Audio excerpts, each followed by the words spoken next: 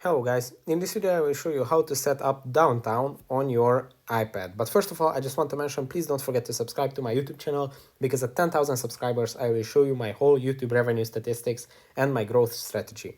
So let's jump into it. First of all, you want to open your settings, and in your settings menu you will see the screen time option. If you scroll down, it's right below the do not disturb mode and above the general settings.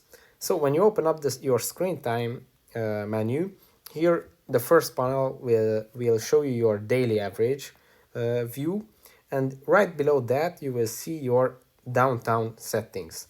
So if you tap on the downtime, then first, if you did not use these settings yet, then you can turn it on, and then you can start to customize it. But first of all, what is the downtime setting?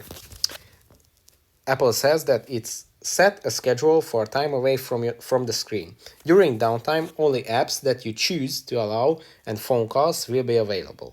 So here you can customize your downtime, and when you have that downtime period, then all the apps that you did not allow won't be available. So here I can customize the time period when I want to turn on the downtime.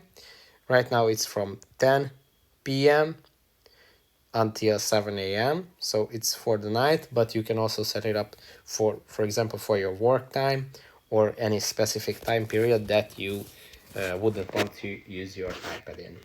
So that's it, how you can turn on and customize your downtime settings on your iPad. Thanks for watching. If this video was helpful for you, please consider subscribing, because that would be really helpful for me, and see you in the next one. Bye.